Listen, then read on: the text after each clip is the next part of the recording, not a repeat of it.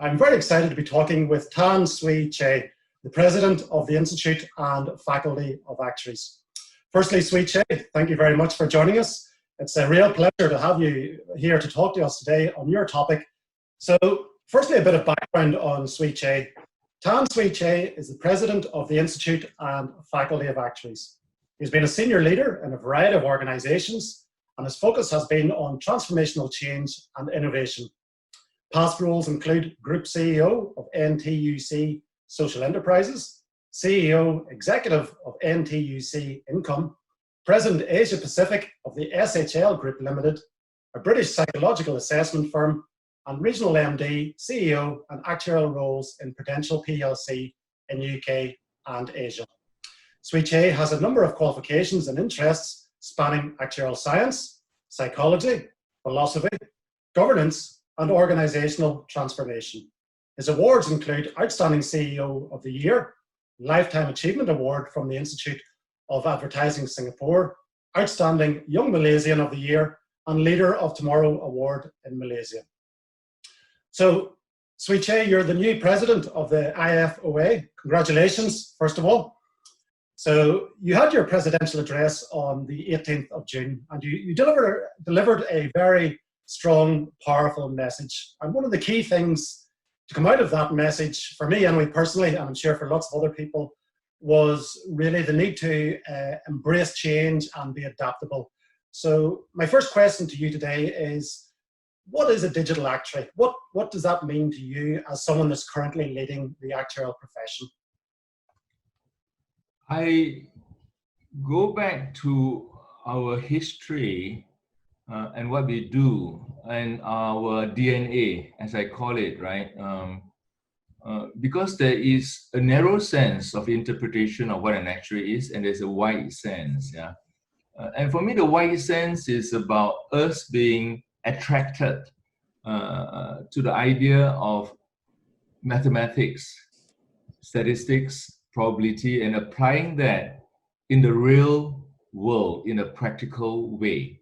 And many of us, and I spoke to actuaries in Southeast Asia, to Africa, to UK, most of us are bound by the idea that we were quite good in mathematics in our schools, in our universities, and as a result, we were encouraged to investigate the role of actuarial science. And it was also quite clear that we do not want to be an academic mathematician, and also do not want to be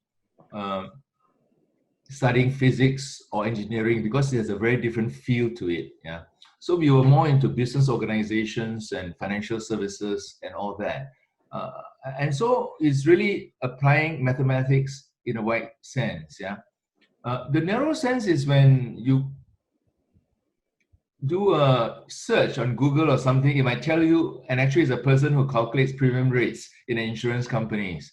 That could be where most of the jobs have been, but it's not always like that. And certainly in recent years, if you go to Australia, South Africa, and elsewhere, you see a proliferation of roles in data science consultancy, in banking, in risk management and investment, and all of them uses mathematics and modeling to optimize decisions. So I think for me, that's what I mean when I say what captures the essence of an actuary is the use of mathematics and applying to practical settings. And of course, you can add more to it for public interest and whatever it is.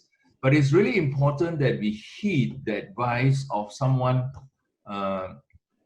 like Chris Dakin, who said that we shouldn't wander too far away from our analytical core. If we wander too far away, we'll lose our essence. Yeah, we'll become like a masters in business administration, and there's nothing wrong with that, but it's just different. Or you become an accountant, and there's nothing wrong with that, but it's different. We want our roots to be mathematics and statistics, and that is undergoing great change, and we come to that later. But then we also extend our branches into the bustle of humanity, in the areas of epidemiology, in the area of banking, in the area of climate science. So I think it is a wonderful way to capture the essence of an actuary. Okay, and thank you very much. And so obviously culture is a big thing, and I know it's something that you've been talking about a lot, and the need to, if we move and continue to move into the digital age, that we need to really think about culture and change culture. What has culture got to do with the digital actuary, and how does that all fit together? I want to spend a bit of time on digital because when you ask me about actuary, I use the word mathematics and in a practical way.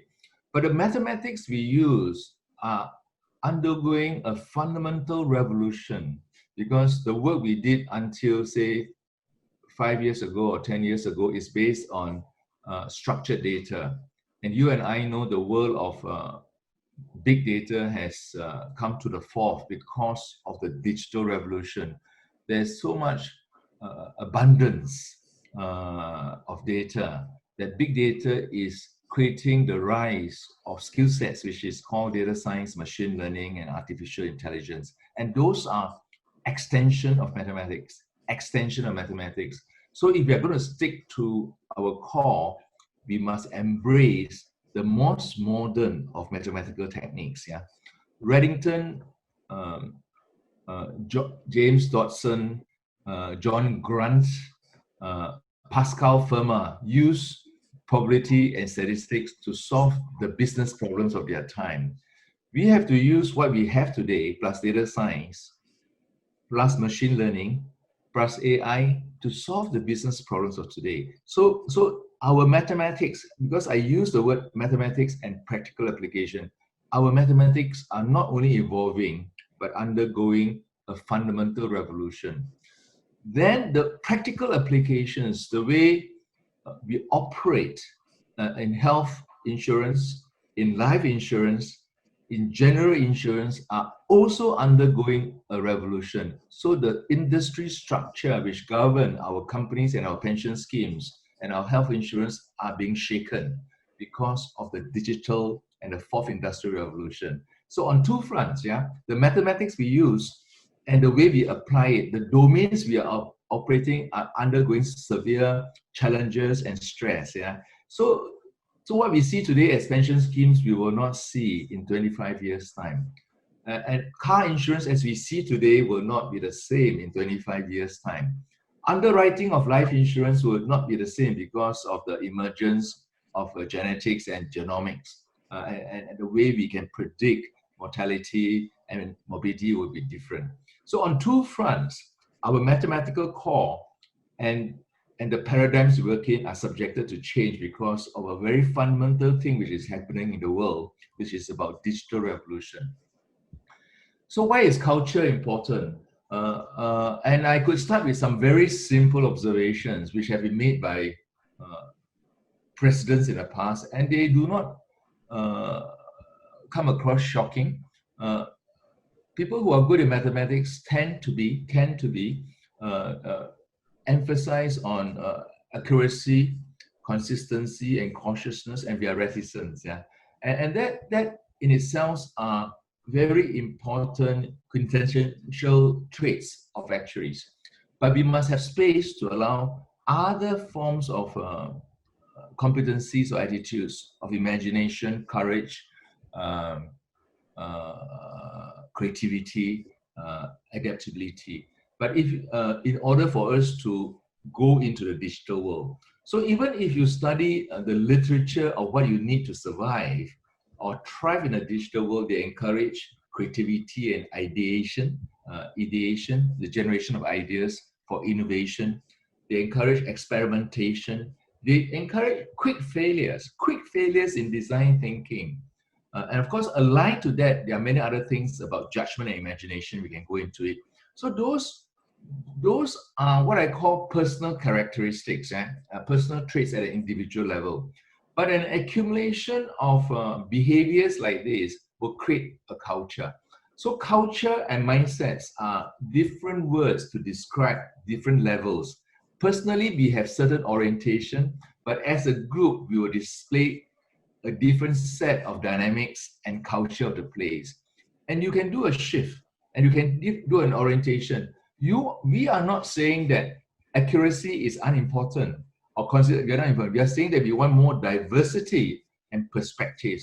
And you and I have seen actuaries who are more entrepreneurial, more courageous, more innovative. We have data science companies like Quantium, say in Australia. You get bankers in South Africa, and they give you slightly different feel from the actuary who is doing the IFRS 17. And both are equally important work. But there is a debate raging now in the world of education, independent of actuarial profession, how best to equip our students and our university students, because the digital revolution is fundamentally affecting the longevity of knowledge and the need for us to be both a specialist and a generalist. And you can be more a specialist in more than one area. That would be my argument, right? Because you can't stay a specialist and hope to rest on it for the rest of your life, because your life is getting longer for a start. And secondly, the knowledge which is digital is changing, is multiplying and changing very quickly.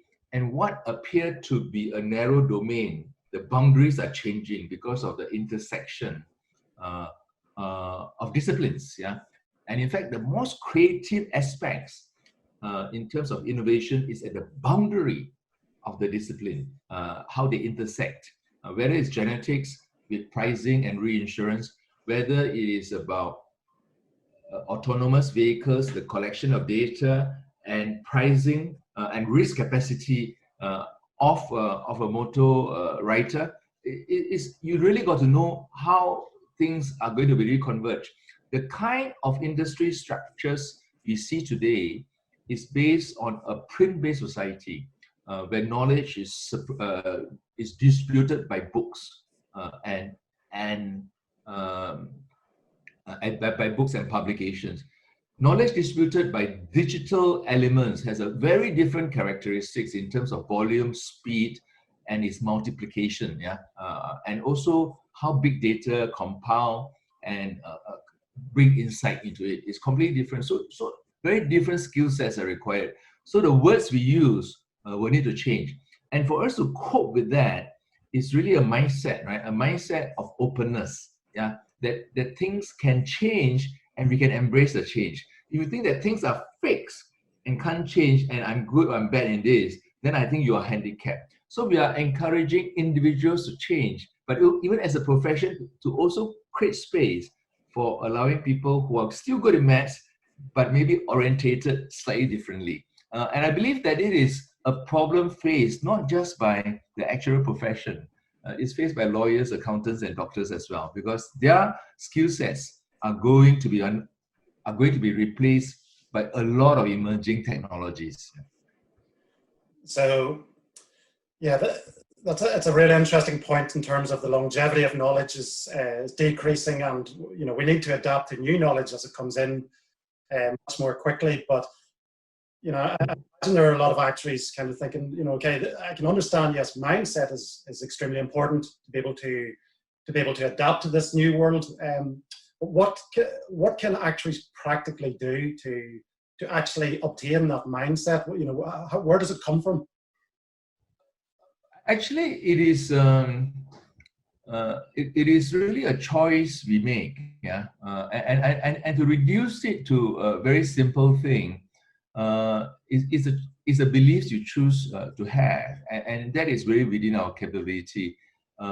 Actuaries, for certain, we are people with perseverance. So because all of us persevere to get our qualification, because it's a long and difficult one.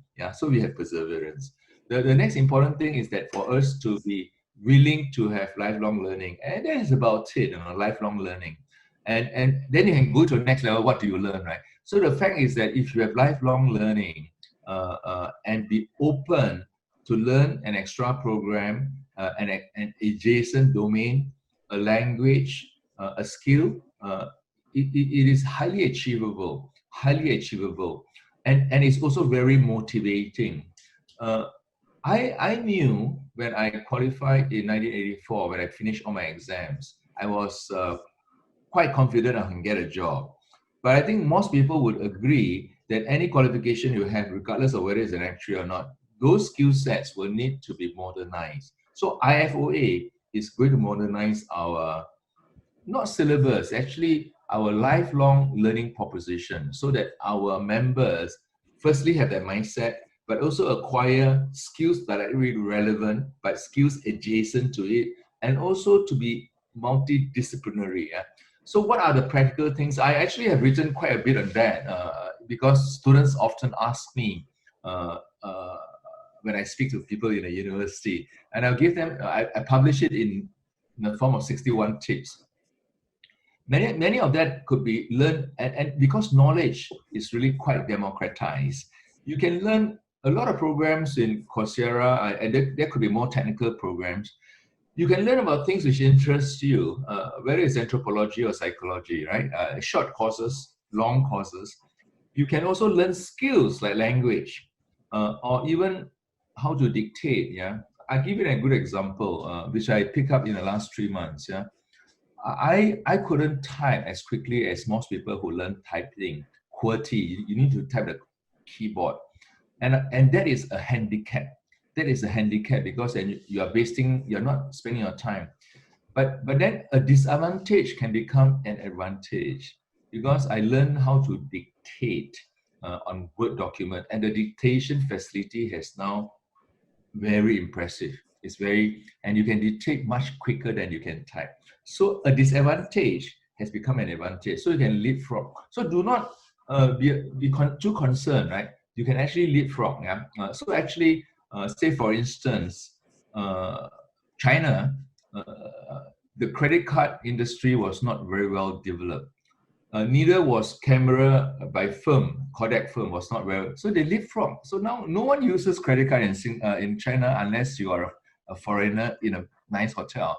Most people use their QR codes or their Huawei phone to do even the smallest of transactions. And payment industry in China is 10 times bigger than US. Cashless payment is bigger. So that's how things happen. So as a practical advice, you got skills to learn, languages to learn, domains to learn. Yeah. So I think, but in a practical sense, if I were a live actuary, I would learn things adjacent to what you're trying to solve. A lot of problems on savings and investments has to go with behavioral finance and behavioral economics. It's not just about compound interest. It's how you encourage people to save. Yeah. So there are a lot of adjacent things we could learn. If I'm a general insurance person, I would be curious about drones, because drones is driving assessment of damages, how they collect data, and how you price, right? And all that. And there are many good books about all these subjects. One good book begets another. You can follow people on Twitter, can follow people on Facebook or LinkedIn. And as long as you have a certain discipline, the curation of such knowledge would be very individual. Our call is for individuals to have that mindset. But institutionally, I think the profession as a whole has to look forward rather than look backwards, because digital is about the future. And as an institution, IFOA likewise have to do that. And I think that is a challenge which society has to embrace, right? But I like to think that our profession could do this well. Yeah? So I'm hopeful in this regard. But it's not just about skill set, it's the mindset, because when you give the person or encourage their mindset, the skill set follows automatically. Yeah, from what I'm hearing from you, it's almost just a shift in the way in which we look at the world, and obviously psychology plays a big role of that.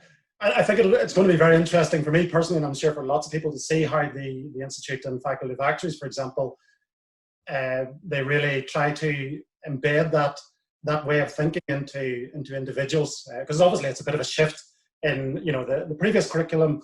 You sat down, you studied your material, you learned it off by heart. you made sure you were good at the maths, and then you know that you would probably get through the actuarial exams. But now, to me, this seems a very interesting change in terms of the way the Institute is approaching learning and everything as well. I'm reasonably confident we will make the shift, but it may not appear as dramatic as the way I put it. Yeah, because change can occur very slowly, and suddenly the inflection point comes. It comes quickly. The most important thing is mindset. And in my Q&A after my presidential address, I said there will be champions, advocates, and people who are really for change, and there are people who will wait and see, and there will always be a group of resistors, because any big change effort, you must have resistors. If you don't have resistors, then you're not really changing. Yeah, I didn't quite say that in the Q&A, but I'm prepared to say it. On reflection, I should have said that. And I feel that there is a strong coalition of change in IFOA, but we will make mistakes. We will make mistakes, yeah, because the analysis and the strategy over the last 2 years, I think, is fundamentally correct. And some of us need more details in plotting the change. Some of us need less details, yeah, less details. And this is a function. This is a function of. This is a function of the culture of the profession. Yeah? So I think that we got to continue to encourage that the tipping point that will come, and there will be a series of tipping points. Yeah, a series of tipping points, and you can put it into a person, right? Just imagine if you are a 25 or 35-year-old actuary in a company which is facing a competition from a digital company. You will need to come out, you would like to contribute to the debate. Yeah, the moment you have a handle on the language, and the moment you feel that you are learning, you have a sense of mastery. The moment if you feel that you are passive or unable to do anything, it is actually not a very pleasant place to be in, right? The moment you are in a journey of learning, the confidence will grow. The confidence, that is an individual level. So at a group level, likewise, I think we just got to be patient, experiment, but be reminded about the case for the strategy, right? The case for the strategy is important, and that has been debated by the council for a good 14 to 18 months, yeah, about 1.5 years. Yeah, and I think it's very interesting just what you're alluding to there in relation to, mistakes will be made, which is almost a different track. And that sounds very much to me like almost the digital startup land, where, you experiment, you maybe make a mistake, and then you iterate and go in a slightly different direction. Does that align with the new philosophy? My perspective, which is only one person's perspective, but it's from my vantage point, is that IFOA is not going to be a startup company, and we don't need to be a startup company. And that would be the wrong message. It's not. But we do want to create a culture and curriculum which allow us to be more agile and responsive, and allow the fact that some of our initiatives might not succeed, and we don't have to over-analyze before we make a decision. That was the general thing. But I do not know how the future will be like in 10 years' time or 20 years' time. I think no one does, because the world is full of uncertainty. But we are certain that it will be different. It will be different, right? As Peter Drucker, the future will be different. And we are probably convergent. No one has disputed that this mindset is necessary. This mindset of experimentation and of curiosity and adaptability is necessary. I think no one has disputed that. And Reddington, in his own wisdom, has saw that we could be too veered towards our traditional values. And that's why he said what he said 50 years ago. So all these are not controversial. Then there's a question of moving forward. In terms of speed and nature, I think there are many people who have commented. It appears very slow moving, and then suddenly it happens. So what we are doing is preparing the ground, the mindset, because when the ground and mindset is prepared, when it happens, it's not so shocking. I always use this explanation because it's very easy. I think iPod was introduced around 2005 or 2007. I can't remember the exact date, but obviously that was only a digital sound music player. The world of CDs is going to disappear. But for the next 5 years, Tower Records, HMV, were all there. But then in the next 8 years, further along 8 to 10 years, they all disappear because suddenly it reached an inflection point. They realized it's not sustainable because music can be distributed digitally. They were still basing on CDs and DVDs, right? So that is the history of Tower Records and Virgin Records and HMV. So change has that effect. It appears a very slow burn and suddenly it happens, right? And we have seen enough of those. And the interesting thing is that the digital world gives you a slightly different flavor and speed to it, yeah. But our human capability is also an interesting one. Our capability can be increased in many folds as well, in the ability to synthesize knowledge, in working across paradigms and joining the dots. All these are very important qualities, and I believe that actuaries would have a good share in it. Yeah, but I think one of the things is that we've got to label it. Once you start labeling things, it will be easier to operationalize or to exemplify. Okay, so yeah, you talked about Frank Reddington there, who I know you're a big fan of, and I think Frank Reddington had a lot of interesting ideas for his time, and one of the key ideas that he talked about is that we need to think about what makes us an actuary, but we need to also go beyond that as well and not just be an actuary. And one of the big things that, or the key things that makes us makes up the actuarial profession is our professionalism. So what do you see as, how does professionalism fit into it, and what does that look like, and what is professionalism really? Okay, so the idea of professionalism, we started with guilds and trade association and expert. It's really an interpreter. It's about practical expertise. Yeah, you have knowledge, but knowledge is not good enough unless you have a professional to unpack the knowledge.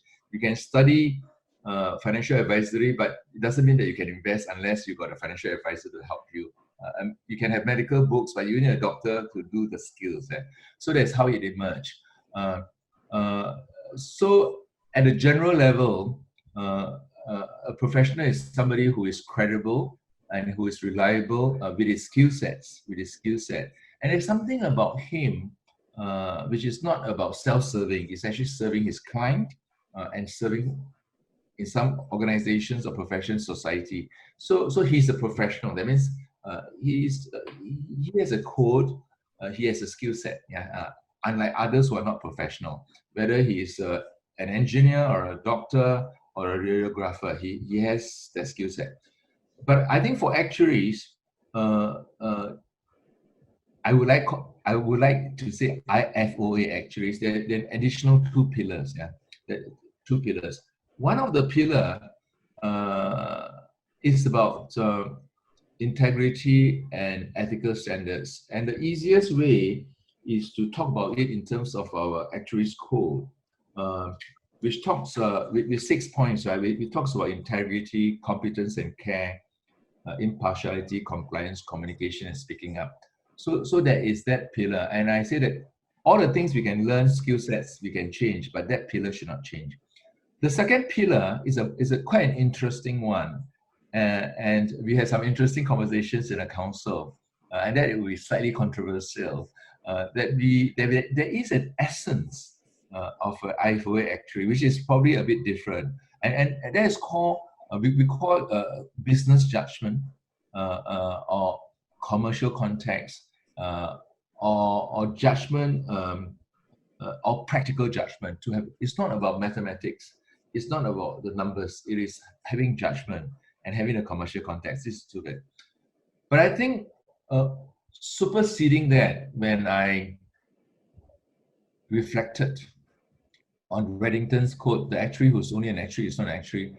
And I think this came very much in the foreground in the last 4 to 6 months, yeah, because of COVID-19. I think there is, you can be a professional actuary and do all the things which I said with integrity and ethics, and also do it with good judgment. But I think there is a larger purpose which I like to promote. And I think we have some skills to help in the discussion, which is about public interest, because I think that the world is confronted with a whole series of interlocking issues, which shows how perilous and precarious the world is. In terms of COVID-19, our response to it, inequality, poverty, and that is also a failure of health security, economic security. So there are a lot of public interest questions, but not for one moment would I say that we have all the answers, because we don't. But we do have a lens, which is really the long-term lens of risk management to bring to debate. I have some concerns about the way we do risk management in insurance companies and in financial institutions, yeah, because it's based on a set of assumptions of measuring risk by standard deviation of stock prices, right? Essentially, right? And whether that is a sound way to capture risk. It captures risk based on the fact that historically it's like that. But a lot of uncertainties is outside our risk model. So for that alone, the uncertainty requires to measure or think about risk very differently. It's not just the model telling us that it is safe, because the model can't tell you it's safe, because the model has model risk, and there are many risks which sits outside the model because of the herding of all the models. All the models are measuring the same thing. So pro-cyclicality came in. There are covenant risks in pension schemes. Northern Rock has the same issue, right? Northern Rock was deemed to be AAA 2 weeks before it collapsed. It was one of the soundest institutions, but they did not measure the liquidity of the assets, yeah, which is another source of risk, yeah, at that time. So we must be able to stand back from our mathematics, yeah, because our mathematics can be very detailed. And I've sat through risk management committees with 800 to 1,200 pages of reports based on all the scenarios. But then you are over examining all those analyses without looking up. We are looking down. We should look up and see what else is there. Yeah. So I think the actuary who is only an actuary is not an actuary, speaks to that space as well. So we cannot be just turning the handle. Although turning the handle is an important activity, is a task of computations and making sure it's correct, we must also look up to see whether the ship is going in the right direction, or should we be traveling at all rather than just turning the handle, right? So I think we got to stand back and ask, what's going on here? What's going on here? That is a more meta thinking. And not all of us need to do that. All of us will have different roles. Yeah. But I think I speak in the context of IFOA. I think that in the past we have been very influential from my vantage point. But I think that I would like the profession to be more influential, certainly in the affairs in UK and throughout the world. Yeah. But not in an arrogant way that we have the answers, because actually the kind of issues I raise are highly complex. Yeah. But we need to be at the table to participate in the discussion, because whatever comes out influences us. We cannot be just a rule taker. My sense is we have been a rule taker from the regulatory bodies in UK and elsewhere for too long. Yeah. So I think one of the key messages is that change is coming whether we like it or not. So that actually takes me on to my next question. I know you have a psychological background and you studied psychology, and I'm interested in how that has influenced your thinking on change. A great deal. I was interested in it because I learned about motivation, how to design good teams, and also psychological types. 30 years ago in London Business School and beyond, and I took many short courses and long courses eventually on this. That is at a personal level. And then when I went into NTUC Income, I wouldn't be equipped to do the transformational job had I not learned organizational psychology. Looking back, for me, I'm sort of naturally curious, and that could be due to my childhood. I've always been curious, and the embracement of change. I cannot pretend that I'm always happy to do changes, but I realize that it is easier to be an agent of change than to be a recipient of change, because I have been receiving change from people, and I feel that, so I think could be an element of control about life, to be a master of your own destiny. So by nature and orientation, I've shifted, right, to welcome change. And I realized that to do that, you got to be half a step ahead, So I have that orientation. But your question is, how has psychology influenced me? I'm not sure. Okay, it has influenced me a lot, but it has helped me a great deal. Helped and influenced me a great deal, because psychology is about human motivation, right? Why do we do certain things? And it was out of my own need for self-awareness and my self-reflection, which drove me to that. But psychology is at an individual level. Group dynamics and group psychology is on a group level. Is an organizational level. And of course, sociology and anthropology talks about the whole system. Yeah. So the study of change and the study of systems is a very interesting field, and actuaries are well equipped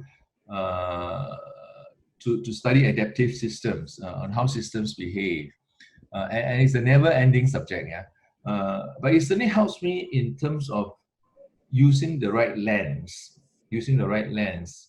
to look at the issue, because it's very seldom it's a technical issue.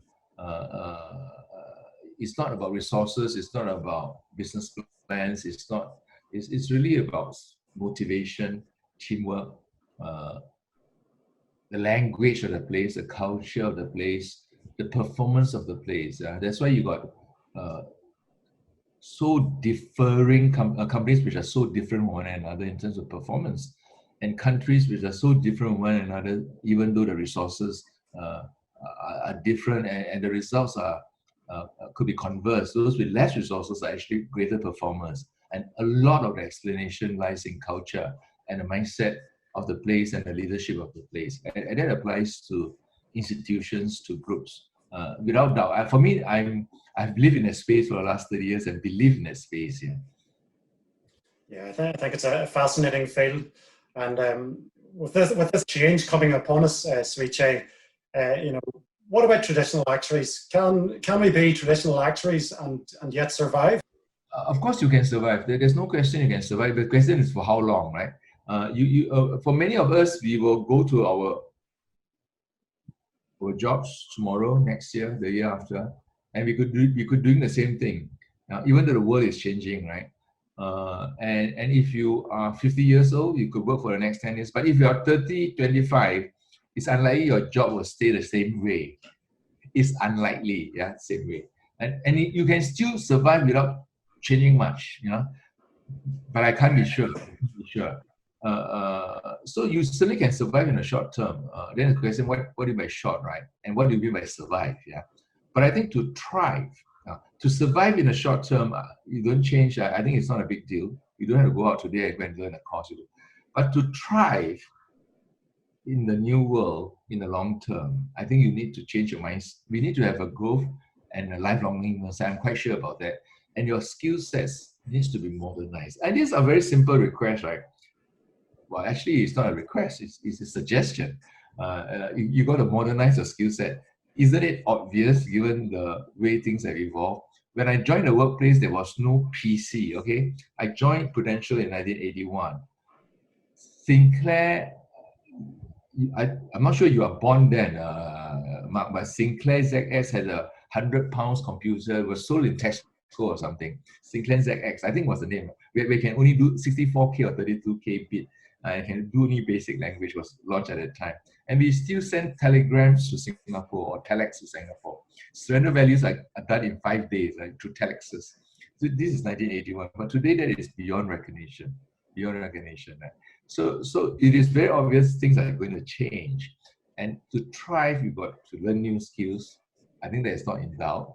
And to help you thrive, you've got to have a new mindset. That is a suggestion. But you prefer not to, you'll still be, I don't think you're going to go hungry in a short term, but I doubt you will thrive. That's a very interesting example, Suee Chieh. And yes, I was most definitely born in 1981, just to let you know.